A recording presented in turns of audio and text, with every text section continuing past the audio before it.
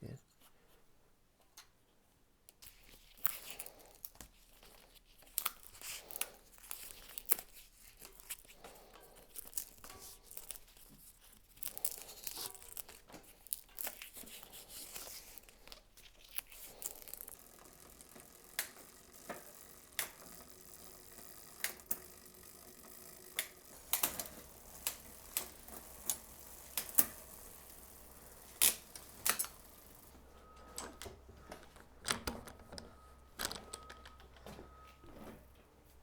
Today I want to do a first ride impression video on this newly rebuilt custom steel Fitz Cyclez all-road bike.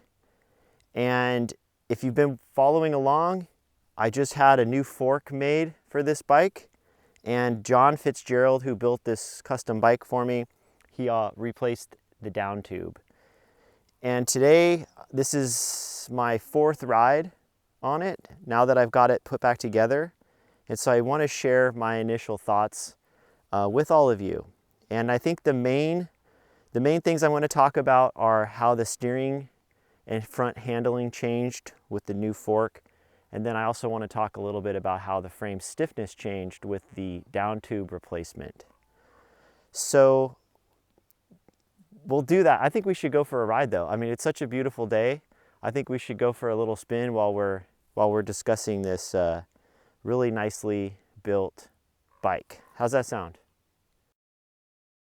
Ride kind of slow. See, so now you can point it up.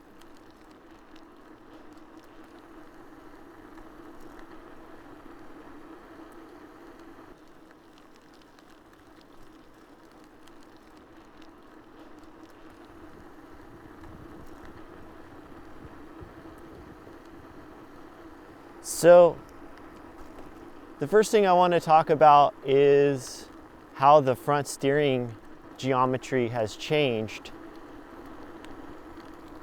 Now that we've rebuilt this fork, we used a slightly lower offset in order to increase the trail.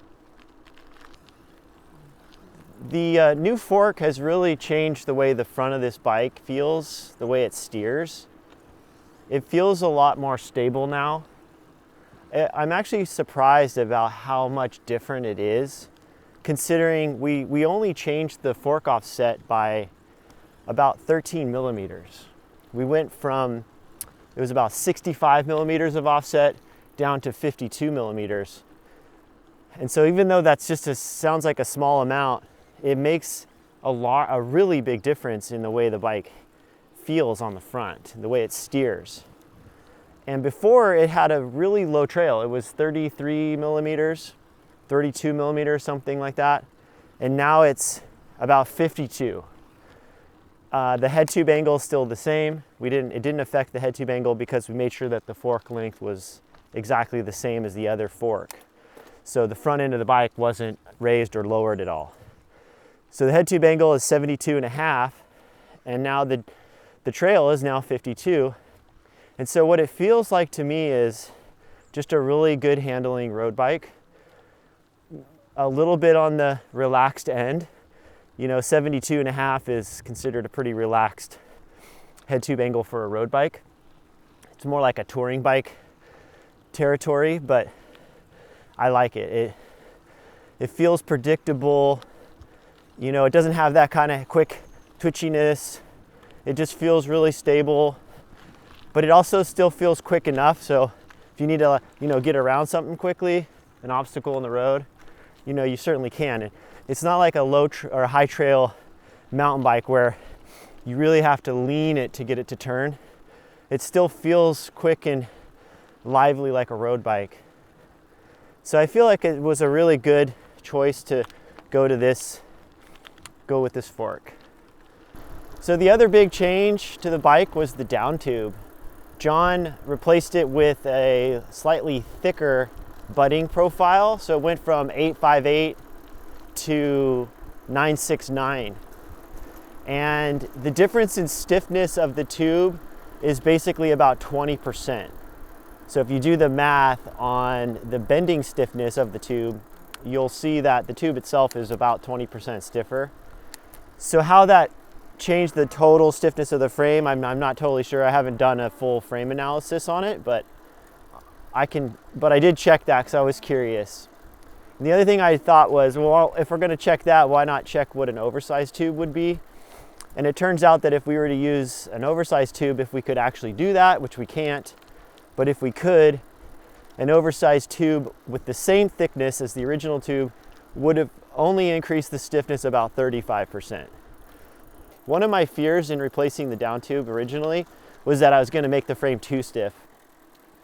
But since I had been riding the bike I built for myself using Columbus SL tubing, I was pretty sure that this wouldn't make the bike too stiff. Now we gotta watch out for this guy here. I was afraid of, mom's upset at us. We don't want to upset mom.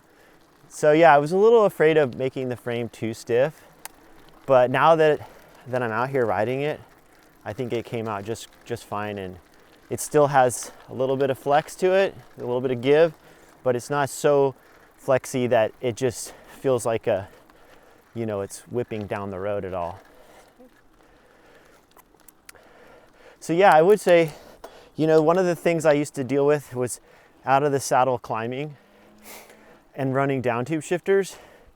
The bike just had this really flexible down tube, so it would flex the down tube so much that it would pull on the cable on the friction shifter, and it would constantly ghost shift.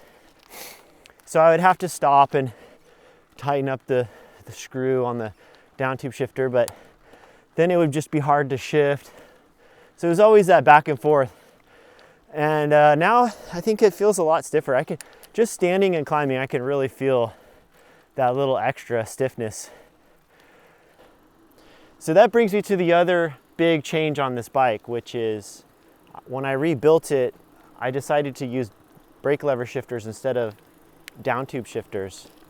And so I've got the Campy Chorus 10-speed shifters coupled with a Shimano drivetrain, and I used the Hubbub method. And I'll put a link in the description to Omar from All Rounder, who did a whole video series on the Hubbub method and how to do this. So I won't, repeat everything he said, but basically Campy shifters, Shimano drivetrain. This is a 9-speed setup.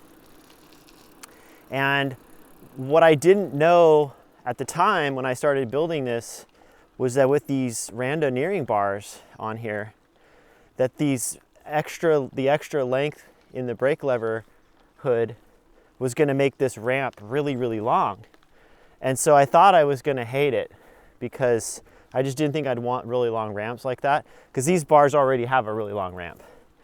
But I found, actually in doing this, that it turned out it's kind of a benefit. Now I have all this real estate up here to rest my forearms when I'm riding. And that is something that, for me personally, has improved how I feel on this bike.